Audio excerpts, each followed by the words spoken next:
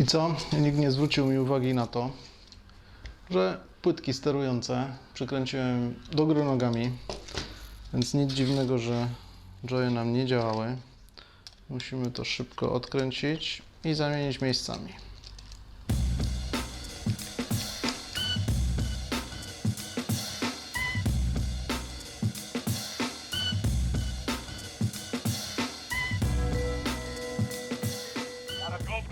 Gotta see things, see new faces and brand new things.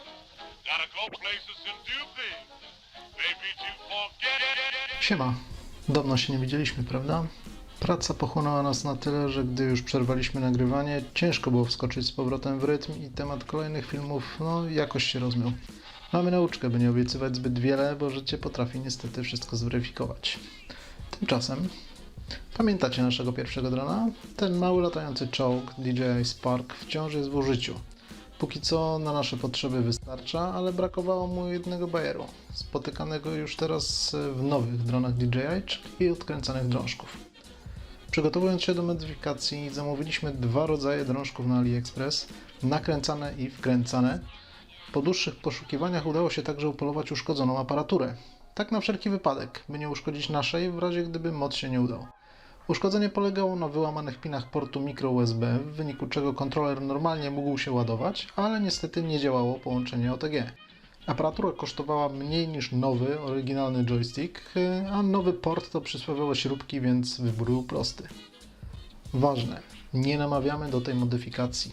Nie ma pewności, że zadziała, jest wysoce prawdopodobne, że aparatura może się uszkodzić, a kupno nowej to kilka kolejnych stówek. Zatem zastanówcie się przed rozbrajaniem swojego sprzętu, bo robicie to na własną odpowiedzialność. Ok. Nie będziemy zanudzać przydługawym wideo z rozbierania aparatury, bo kilka podobnych filmów jest już na YouTubie. W skrócie mówiąc, odkręcamy dwie śrubki trzymające osłony zawiasów do uchwytu trzymającego telefon, zdejmujemy osłonki i z wyczuciem podważamy i wypinamy zatrzaski trzymające maskownicę. To jest najbardziej frustrująca część operacji. Zajęło mi to dobre kilkanaście minut, bo zatrzaski trzymały naprawdę mocno. Dalej mamy dwie kolejne śruby i dwie mini taśmy do wypięcia. Złącza na płytce, do której podpięte są gałki, mają blokadkę, którą należy unieść i daje się wtedy delikatnie wysunąć taśmę. Górna, interesująca nas część, schodzi z lekkim oporem. Uwaga na przyciski. Mogą wypaść. Później będzie trzeba je umieścić na swoich miejscach.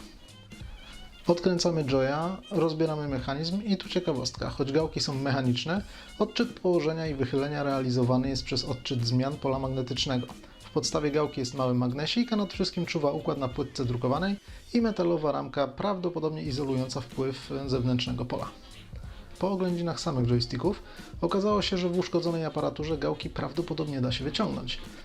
W naszej starej aparaturze gałki oglądane pod mikroskopem wyglądały, jakby stanowiły całość z mechanizmem. Myśleliśmy więc o użyciu Dremela i cięciu, a tu taka miła niespodzianka. Zdejmujemy więc gumki z drążków, szczypcami trzymamy za metalową ramkę tak, by nie uszkodzić całej reszty i używając trochę siły wyciągamy oryginalne gałki.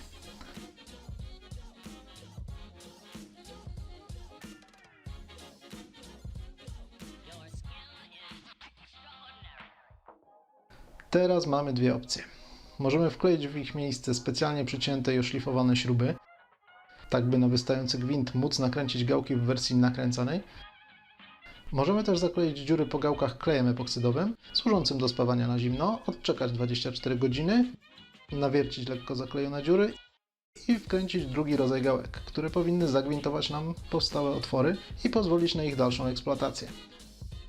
Jeśli opcja z gwintowaniem się nie uda, zawsze pozostaje wklejenie wspomnianych śrubek. Oczywiście wybraliśmy wersję z drugim rodzajem gałek, bo wklejone śrubki wystawałyby nieco ponad mechanizm i mogłyby haczyć się w transporcie. Zostawiliśmy więcej jako ostateczność. Na szczęście wersja z gwintowaniem zaklejonych otworów zadziałała i tym samym stworzyliśmy prawdopodobnie pierwszą na świecie i chwilowo chyba jedyną aparaturę do DJI Sparka wyposażoną w odkręcane drążki.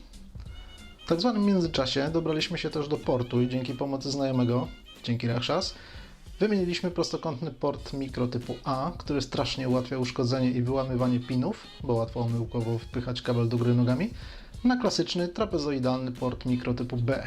Dzięki temu nie tylko kabel da się włożyć tylko w jeden sposób, jest bezpieczniej, ale również przywróciliśmy możliwość korzystania z OTG. Przed ostatecznym skręceniem aparatury warto pamiętać o szybkiej kontroli.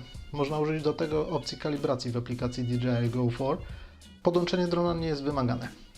Ja niestety zapomniałem o sprawdzeniu przed złożeniem wszystkiego i zmuszony byłem rozebrać całość raz jeszcze, tylko po to, by okazało się, że płytki z układami odczytującymi wychył joysticków przykręciłem do góry nogami. No cóż, zdarza się najlepszym.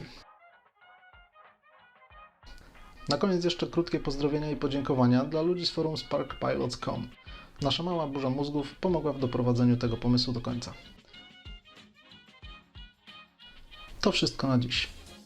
Nauczony poprzednim doświadczeniem, wolę nie obiecywać konkretów, ale jeśli nie chcecie przegapić ewentualnych kolejnych wrzutek, pamiętajcie, by subskrybować nasz kanał i kliknąć dzwoneczek włączający powiadomienia. Do zobaczenia.